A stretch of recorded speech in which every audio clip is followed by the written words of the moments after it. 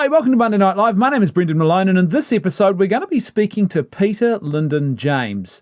Before I introduce Peter, though, let me just say a huge thank you to all of our supporters at patreon.com/leftfootmedia. You guys are awesome, and it's thanks to you that this episode was made possible. If you're not already a member of our Patreon community, you can join us right now for as little as $1 a month or as much as you'd like to contribute at patreon.com/leftfootmedia. That's patreon.com/leftfootmedia. Not only will you be helping to ensure that more of this great content keeps getting made, but you'll also receive exclusives that are only available to our patron supporters. Right, with that out of the way, back to our guest. Peter is the founder and CEO of Shalom House, the strictest and largest self-funded rehabilitation centre in Australia, which assists men, women and families in their efforts to transition from a drug-taking lifestyle. In and out of institutions and prisons since the age of 9, Peter has faced a life of crime and drug addiction, but after a life-changing experience, Peter broke free from drugs and has been on a mission to save others who find themselves trapped by addiction ever since. Peter opened Shalom House in 2012 with the intention of mentoring, teaching and guiding men who battle with any life-controlling issue. Today, Shalom House has 140 residents and up to 100 staff and volunteers, including counsellors, administrators, doctors, psychologists and coordinators that help to keep the facility running. It receives zero government support from the Australian government or grants, and Peter is a full-time volunteer. Initially, it started as a men's-only program. However, it has now also grown to ladies and families programs as well. Peter has been recognised several times in various Australian awards, including being named as a finalist in the Australian of the Year Awards in 2017. So without any further ado, let's have this important conversation with Peter about his life, his work, and what we could be doing better to help break the destructive cycle of drug addiction in our communities. Peter, thank you so much for being with us here today to have what I think is a pretty profoundly important conversation when we think about these issues in our communities. Before we talk about Shalom House, tell us a little bit about your own journey with these particular issues and challenges around addiction, because you are no stranger to these issues, right? This is something that's part of your story. Well, I just have to touch on my childhood. Would that be okay? Yeah, of course. Go for it. Yeah. So basically, when Dad ran off with a babysitter, and when I was around the age of 7, it left Mum with 5 kids. My mum turned to alcohol, and her alcohol used to become that bad. We had repossession people come in, take the car, the stereo.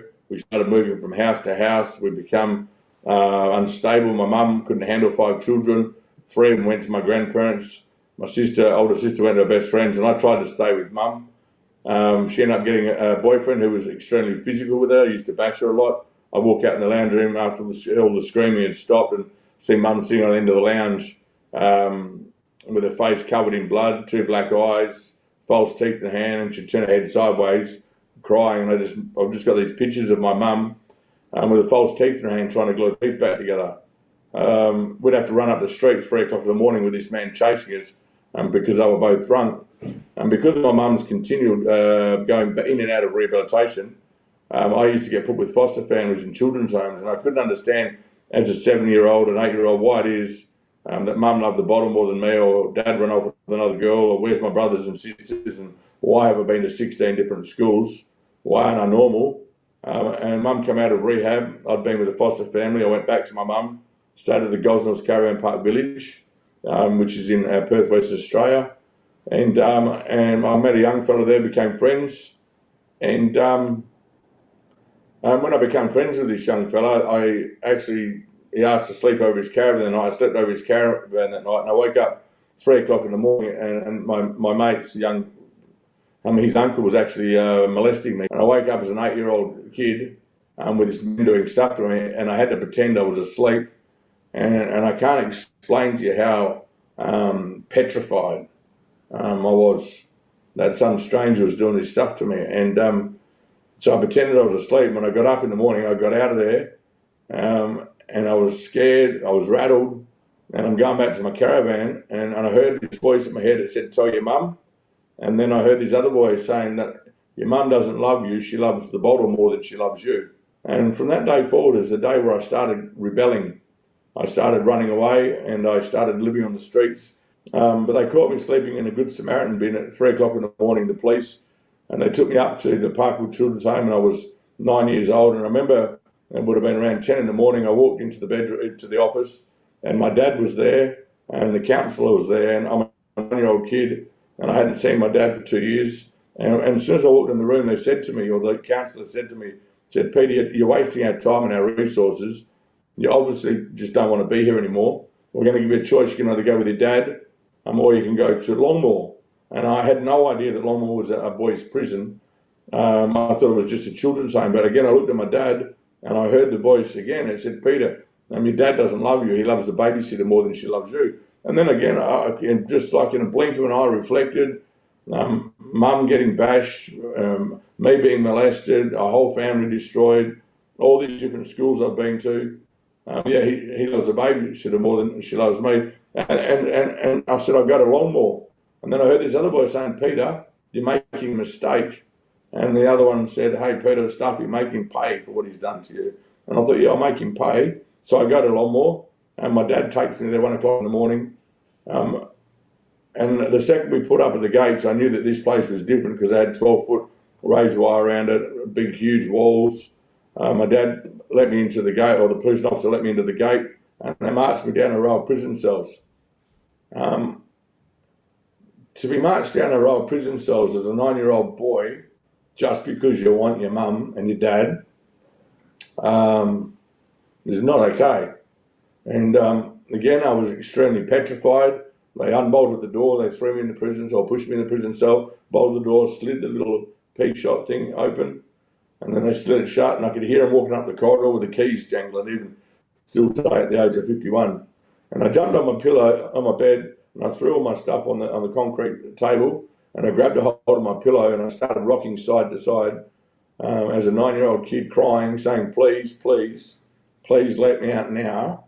If you let me out now, I promise I'll behave. I won't run away again." Now, I know in me that if somebody that day then had to open the door, then I know that my life would have changed. I would never have run away again, because that experience in itself was too much for a young lad.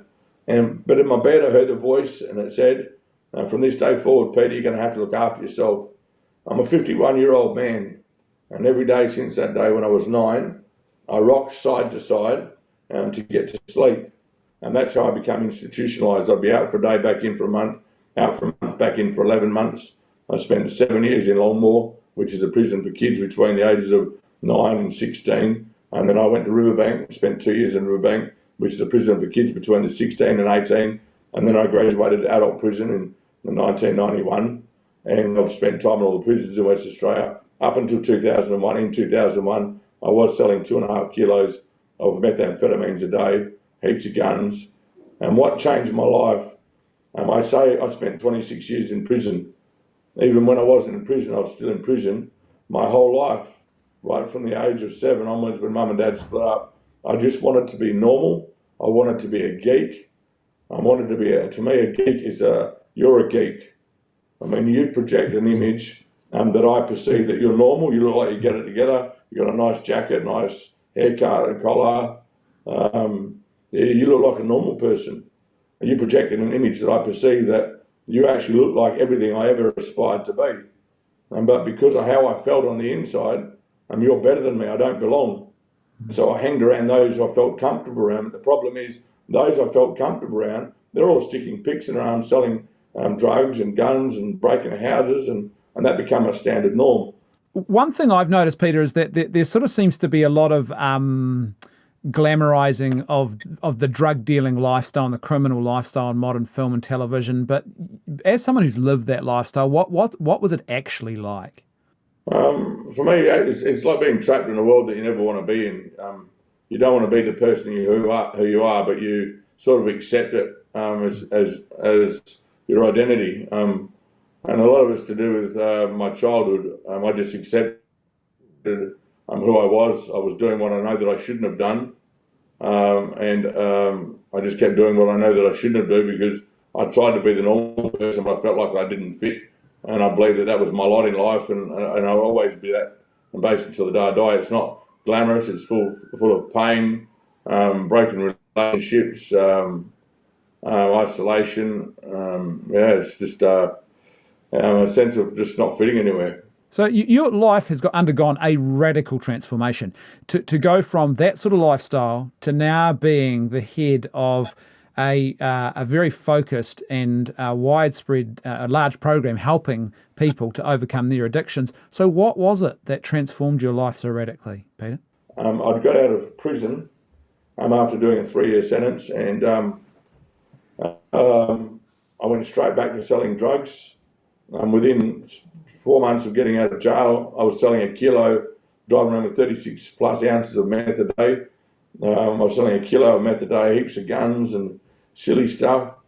And the turning point for me is, I can't remember how many times I've told my wife, I've been with my wife now for 34 years, but the turning point for me, my whole life, I just wanted to be a geek, I wanted to be normal, but I was living in a suburb called Bayswater, and my wife is a country girl, head student at school, ducks, distinctions all the way through reports. I don't even have a school report.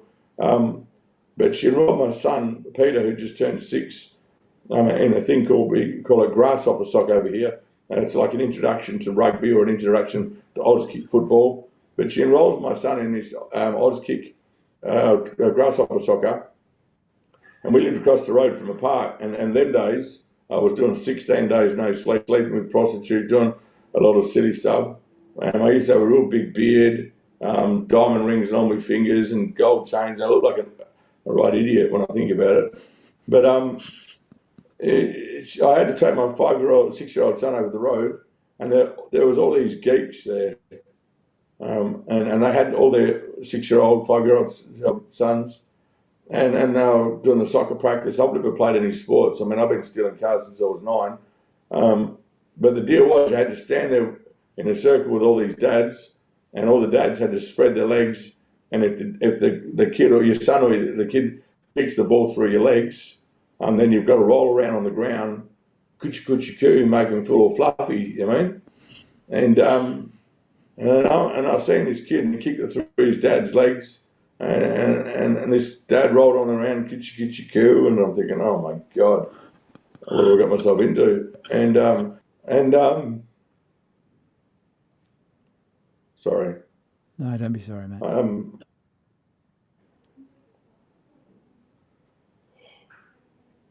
I thought I'd dealt with that, but I turned my back on my son, and I left him there. And I walked across the road to my wife, and I said to my wife, I said, you better go look after the boy. And I remember falling on my knees, and I started crying, and I wanted to be that geek, but I didn't know how to be the geek. My whole life, I tried to be that geek. I've run around Australia, but wherever I went from the packet to the quart to the ounce, and then I could see myself hitting the wall, and so I'd run again, and but wherever I went, and I remember falling on my knees crying, and I just yelled out, I don't want to be like this. I want to be a geek. I didn't want my kids actually following in my footsteps. And them days I was under really heavy surveillance actually, and I used to get raided regularly by the police. I got raided. I had the helicopter come over the roof one day with TRG come through, shotguns, bulletproof vests, and they had my wife naked laying in the hallway with my younger son Ryan in her arms with a shotgun to her head. And I got done with a pound of pot, 2 handguns, and I got out on bail, and I know the police would follow me. But I remember when I prayed that, I just yelled out, I prayed a prayer. You could say I prayed a prayer. And when I prayed a prayer, I yelled out, I just don't want to be like this. I don't want my kids going in this way. I need some help. And then after that experience of getting raided, I'm telling you, mate, weird stuff started happening. I won't tell you all of it, but I'll tell you a segment of it. The coppers were driving me that mad with their surveillance vehicles. My house was bugged, my cars were bugged. I had a big factory full of stuff that was bugged. And I got on my bike, it was a brand new VM 1500 Cruiser. And I thought I'll lose the coppers and I'll just go about my day. And I popped the roller door up, got on my bike and just took off. And I hit the 1500 through about 60 metres, like beach tent stuff, got on the freeway, and I lost the coppers. And I started voices in my head, Peter, I want you to follow me. And I'm thinking, and I pulled over the side of the road, and I'm thinking maybe the coppers have put something in my helmet, you know. I heard his voice and was saying, Peter, I want you to follow me. And when I've had that voice before in my car, but I just kept ignoring it. And I'm thinking, hang on, I got my helmet on. I pulled on the side of the road, pulled the helmet off. I looked for any wires or something that can be able to get that voice in that helmet. And nothing there. So I stuck the helmet back on, headed down the freeway. And I was out at a place called past Wanneroo, about 35 k's past a place called Nirrup, which is a country road. And I'm sitting on 110, we'll say. And it was just a really nice ride. It was a factory bike, standard pipes, standard everything. I'm sitting on this bike, and all of a sudden, man, I'm telling you, the bike started shaking, but it wasn't a shake problem shake. It was like if you were to sit on the best bike on the face of the planet and you're going for a ride, it's what you want to feel between your legs when if you're into bikes. And then the handlebars started shaking, and then it's just like, I remember saying, oh yeah, I was like, this is the bomb. And I sat there for like 2 minutes having this, probably the Mount Everest of experiences riding this bike. And then it went boom, boom, boom, boom, boom, boom, bleh. Sorry about my graphics. And then I pulled over to the side of the road and think, man, what's that? I got a full tank of juice. Someone's playing silly buggers here. And so I thought maybe the coppers, the Johnny Hoppers, and they've done something with my bike. So I pulled my bike apart, the plastics and other stuff, because it's a standard bike, trying to find the motor in the bike that made it vibrate. Couldn't find anything. And then and I put it all back together, tried to start it, full tank of juice, couldn't start, new bike, something was dodgy. And I couldn't get it started, so I thought I'd have to hitch. This young couple, they pull over, and I got in the back of the car, and they had this music playing, and I'm driving down the road. And it got probably 2 minutes into the ride, and this young fella, he would have been probably 21, he just turns around to me and says, mate, I feel I've got to tell you something. And I say, what's that? And he goes, I feel that God is telling me to tell you that he loves you and that he has a plan and a purpose for your life. Wow. And when this young fella told me this, I just broke down, bawling my eyes out, started crying. I said, bro, get me out of your car. And I made him pull over the side of the road. I took my jacket off, and I went in the bush, and I had a big sook, and I cried. Man, I don't believe you're a fart in the wind. I reckon that when you croak it, I reckon there's something there.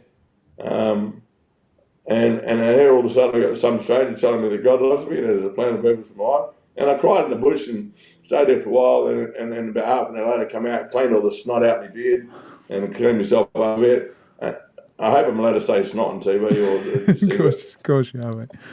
Right. And I walked back out and I stuck my phone out again because I had to get to a phone box to ring the woman up. My missus up, I call her my woman. And this dude pulls up and in his black F-50 and he had black hair, ponytail at the back, half his face covered in tattoos. And I got in this dude's car and we started driving up the road and he had a flat tray on the back and he says, bro, is that your bike back there? And I says, oh, yeah, it is, yeah. And he goes, oh, we'll pick it up. I've got a set of ramps there. I says, no, mate, I just want to get a phone box to ring my missus up. Something weird's going down. And no worries, we're about 10k from the petrol station. And then he turns to me and he says, mate, I feel I've got to tell you something. And I say, yeah, what's that? And he says, man, I just really feel that God's telling me to tell you that he really loves you and that he has a plan and a purpose for your life. And I just started wailing. I just popped like a pop of popcorn.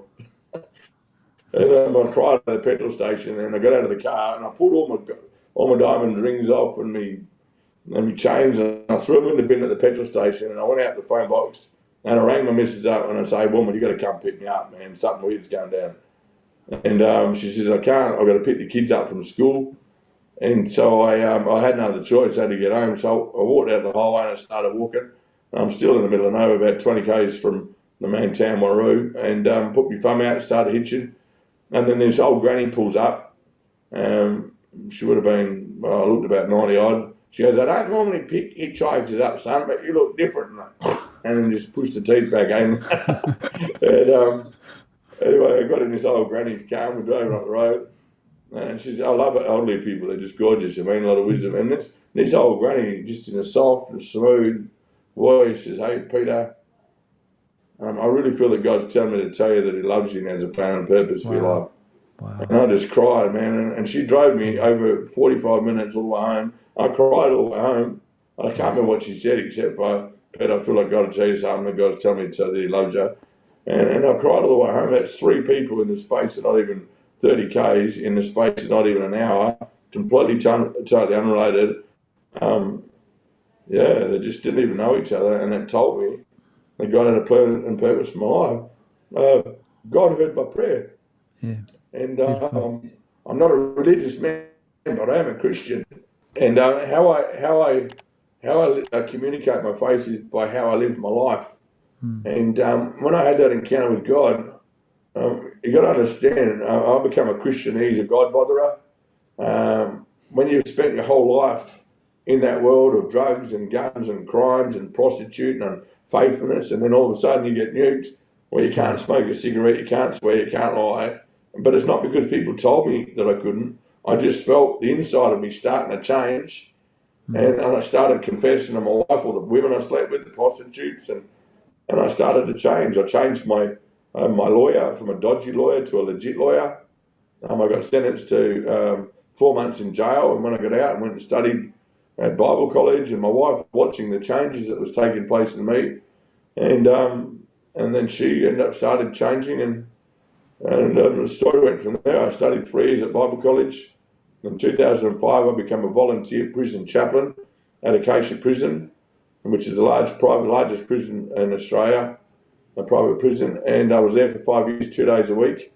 I started Shalom unintentionally in 2012, and today we have around 140 residents, male residents in our program, about 46 women and children. We have a fully functional men's program, a women's program, a families program, and we're 100% self-funded.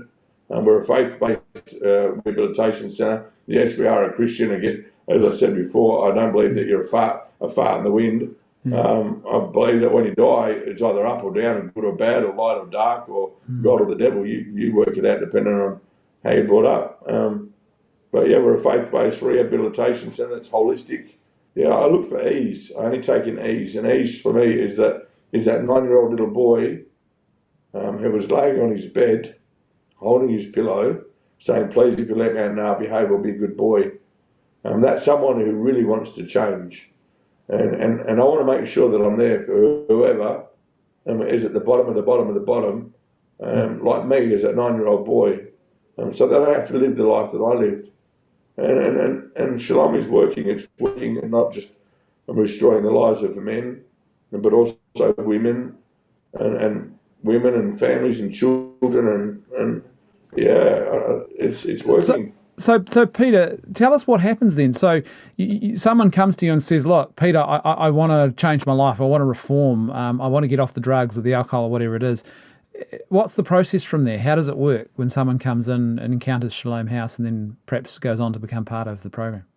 So in order to make sure that I get the right person, the 100%ers, I can't put a 70%er with a 100%er.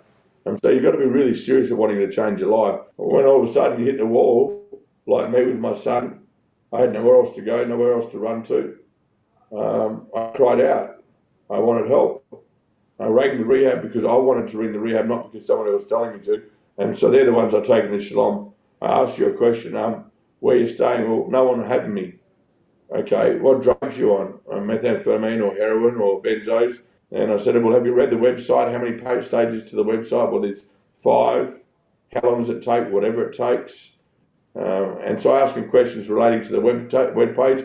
If they answer the right questions, and it looks like that all the doors are shut on them, around them, then I take them into Shalom. I'll bring them in for an interview, and in that interview I say, well, if they tick all the boxes, if you want to come in, you come in now or not at all. And they're like, and then they don't expect it, but if they're serious, they'll come in now. They'll just leave everything behind. Even if they're staying in their own house, and it's fully furnished and behind in the rent, if they make the decision to come in here, I dispatch a team to literally go and clean up all the house, fix up their financial affairs, and so I want them to focus on the rehab. So that's how I determine who comes in. only taking E's, like the 9-year-old little boy, or that person that I was with my son. I hit the wall and I just cried out for help. And they ring me because they want to ring me, not because somebody else is telling them to. And then they come into the program, and what happens to someone who comes into the program? You run quite it's from what I understand, a very regimented routine to really try and help rebuild a person in virtue and things like that, right? Yes, we do. So we don't have one program. We have about 160 to 180 programs because we have 160 to 180 different people from all different backgrounds. They think differently, speak differently. Some want to be carpenters, some want to be tilers, some want to be painters.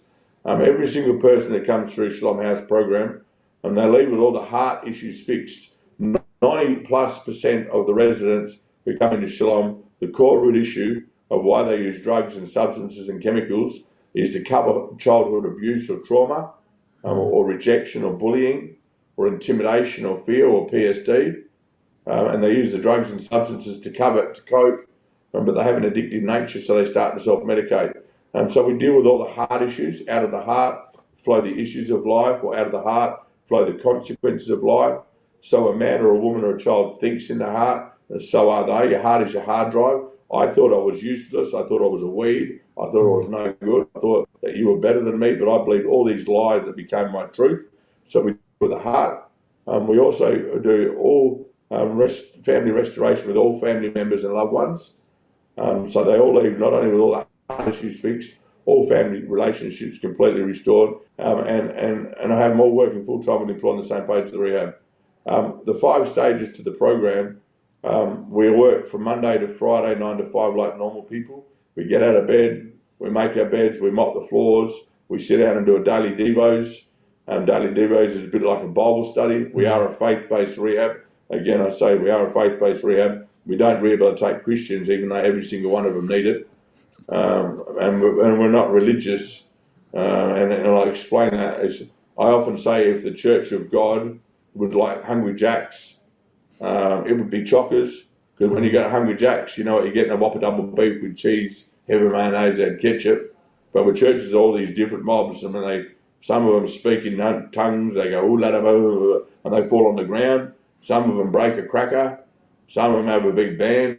I'm just a Christian. I have a relationship with God. But there's a light, there's a dark, there's a good, there's a bad, there's a God, there's a devil. You call it whatever you want.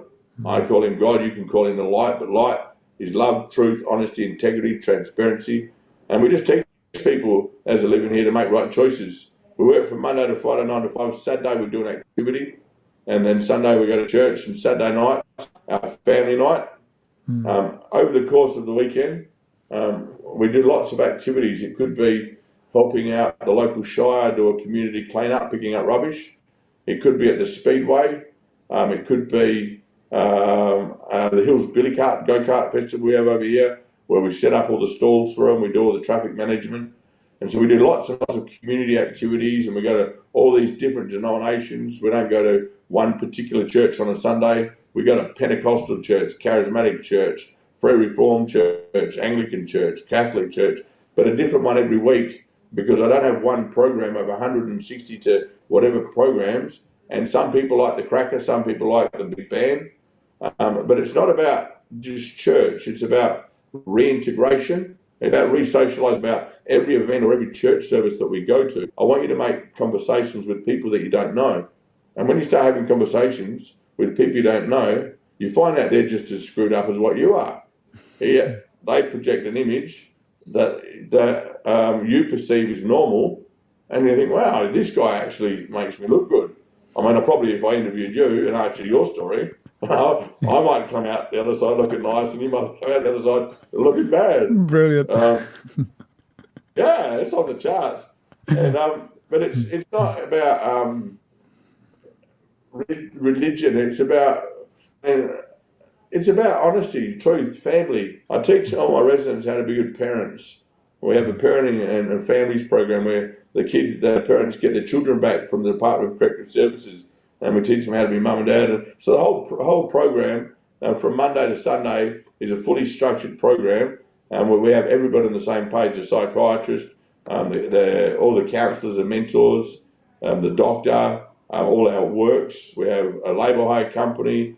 hardscapes business, soulscapes, landscaping, building maintenance, multimedia, and we also have cafe and second-hand furniture, and but these are all places where they're not designed to make money. They're designed to make people, to give people a chance to upskill themselves, to learn new skills. But yeah, surrounded by people who are all on the same page.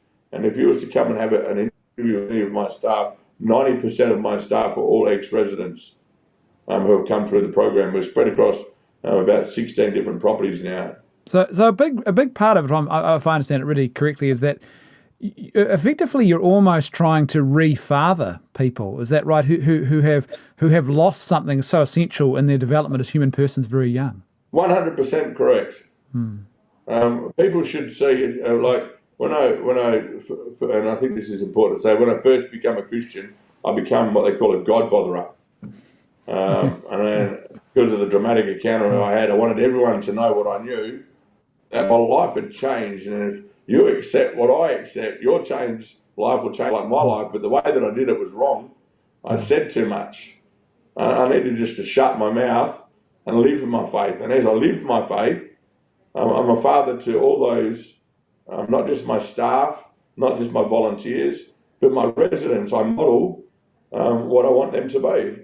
If I walk past a piece of rubbish, I hear a voice that says, Peter, pick it up, I pick it up.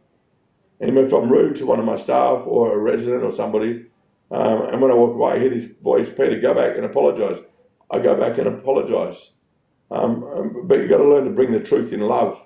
And all of us will respond in a different way because all of us have been through different stuff. And so I just started with a small group of 7 people, which became 9 people. And then I had to get a second house, which became 12, which became 18, and then 18 became 30. And then when I got to about 70, I had to double all my staff because the systems and structures that I needed in place for 70 didn't work.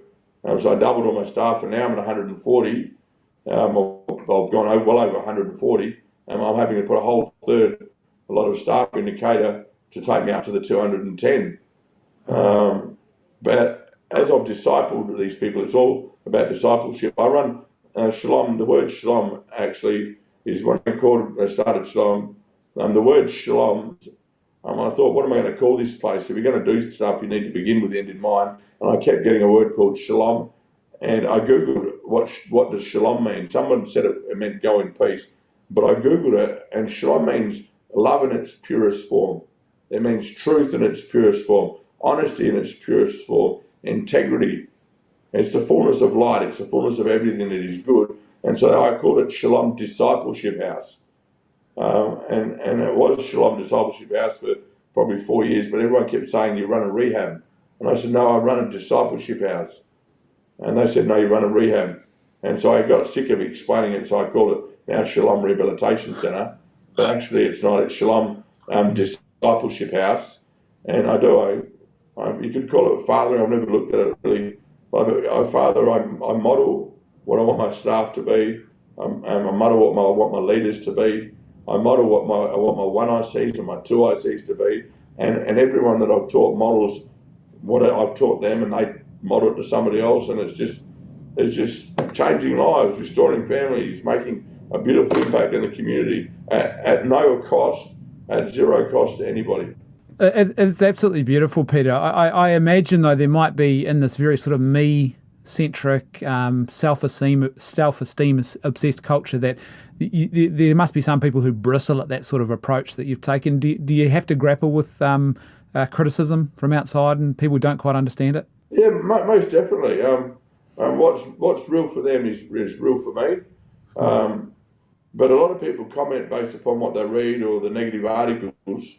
But I often encourage people to come out, and we do lots of tours through Shalom, and everybody who's come through Shalom, they've got 100% of the picture. When you read an article, you get 3%, and you interpret it with your mind based upon what's in your heart. But we are 100% self-funded, and we don't apply for government funding. And the reason we don't apply for government funding is that we'd have to apply their policies and procedures, rules and regulations, acts and guidelines, and it undermines our program. Our program is working, and we're teaching people to take responsibility for their mistakes. And I can't see the harm in that. And if we're running a rehabilitation centre with nearly 200 people in it, at zero cost to anybody, and we're not pushing out religious people, we're pushing out productive members of society, they often say, well, what's your success rate? Well, I've never actually done stats and figures. I'm not really interested in stats and figures.